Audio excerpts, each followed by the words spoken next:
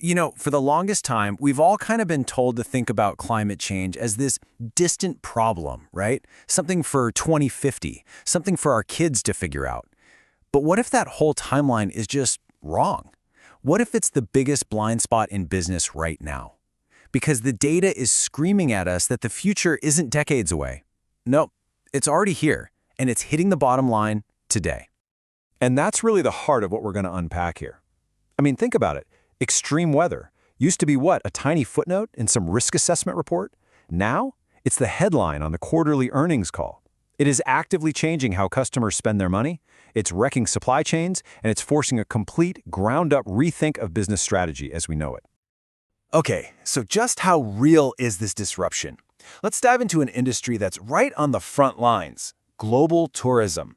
It's really the perfect canary in the coal mine here, because it shows us in real time how these climate shifts are changing not just what customers do, but how businesses have to operate. 1 in 3. Just let that number sink in. That's how many travelers, out of a huge survey of 32,000 people, had to change or straight up cancel their plans last year, all because of extreme weather. This isn't some rare niche problem anymore. This is a massive mainstream market disruption. And look, it goes way deeper than just canceled plans. What the data is really showing is this kind of two-sided crisis hitting both supply and demand. So on one side, you've got nearly a quarter of hotels and other accommodations literally struggling to keep their doors open because of floods or wildfires. And on the other side, you have more than half of all travelers trying to book vacations specifically to escape the crazy heat back home. It's a perfect storm of disruption, really. Now, this isn't just a story about where we go on vacation. This exact same pattern is playing out with even higher stakes right in our own backyards. In our cities, it's putting a massive strain on the core infrastructure that, we all rely on every single day. I mean, let's look at New York City. When Hurricane Sandy hit, the storm surge wasn't just a little bit higher than the old record. It was a jaw-dropping 40% higher. This wasn't just about setting a new high score. This completely shattered the city's entire understanding of what was even possible. And just when you think that's a once-in-a-lifetime event, it happens again. A few years later, Hurricane Ida comes along and smashes the city's all-time rainfall record by an incredible 50%. But here's the truly alarming part. That new record, it's already been broken 4 more times since Ida. We're not just seeing new records, we're seeing them fall over and over again. We're in a totally new era of extremes. And this quote right here, it just hits the nail on the head. This is the fundamental problem that every single business, every city is facing. The basic assumptions our entire modern world was built on. How much rain to expect, how hot it gets, where the sea level is. All of that is completely out the window. We are trying to run a 21st century economy on infrastructure that was built for a 20th century climate, a climate that just doesn't exist anymore. Okay, so if all our old assumptions are broken, what in the world do we do now? And look, it's easy to feel overwhelmed by all this, but what's really happening is that confronting this reality is sparking some truly incredible innovation. The conversation is shifting. It's not just about how we survive anymore, it's about how we adapt and how we actually find new ways to thrive in this new normal. So let's look at how leaders are actually adapting on the front lines. We're seeing some amazing lessons from both the tourism world and from city governments.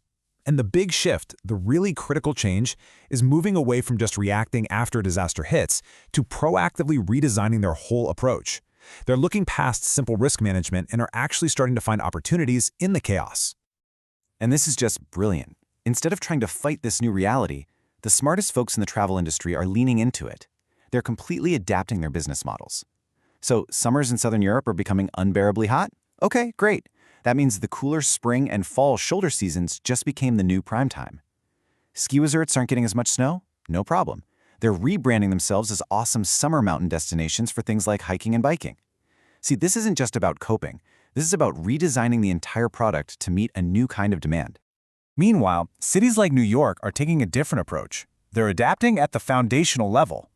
What did they do? They created something called the New York City Panel on Climate Change. Basically, they got all the top scientists and city officials in a room to create one single authoritative source of truth for what the future climate will look like.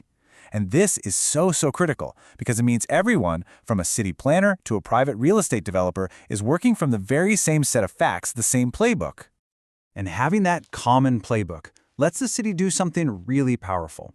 They can bake resilience into every single decision they make, We're talking about writing climate science directly into the DNA of the city, into building codes, into zoning regulations. The whole goal here is to make sure that every single dollar that gets spent, whether it's public or private money, is actively reducing future risk and making the city fundamentally stronger. And what this all points to is a massive shift in mindset, one that every business leader out there really needs to get their head around. We're finally moving past the old way of thinking, where climate action was just seen as a cost, a box ticking compliance issue. Yeah, this really is a tale of two mindsets. The old way of thinking, for decades, was super narrow. It was all about emissions, and it was viewed as this long-term problem that was basically just a cost of doing business. But the new mindset? It's so much bigger. It's about building resilience right alongside decarbonization.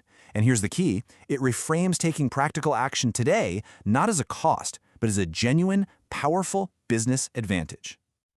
So why is being resilient such an advantage? Well, think about it. In a world where everything feels more and more disruptive, stability becomes the ultimate prize. It's simple, really.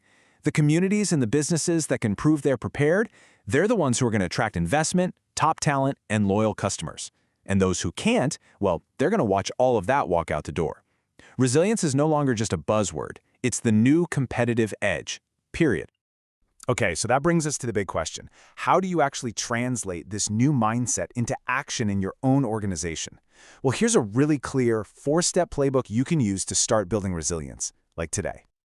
Okay, step 1, mainstream it. This is huge. Climate risk can't live in a silo with the sustainability team anymore. You have to embed this thinking across the entire organization. Finance, operations, marketing, you name it. Everyone needs to understand the stakes. Second, tell stories, not just stats. Look, spreadsheets full of abstract data don't move people to action. You have to translate that risk into compelling stories people can understand. Talk about the real financial cost of a supply chain getting knocked offline, or the huge reputational win of being prepared when others aren't. Third, invest now to save a fortune later.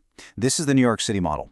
Update your own internal standards so that every single dollar you spend on a new project or a piece of infrastructure is actively buying down your future risk. And finally, number 4, connect with your partners. Resilience is not a solo sport. You have to collaborate with your suppliers, with your local government, maybe even with your competitors to share what you're learning and build a stronger, more resilient ecosystem for everyone. So I'll just leave you with this one final thought. The climate of the last century, it's gone. It's not coming back. So the only real question you have to ask yourself is this. Is my strategy built for that world that doesn't exist anymore, or is it built for the reality of the next 5 years?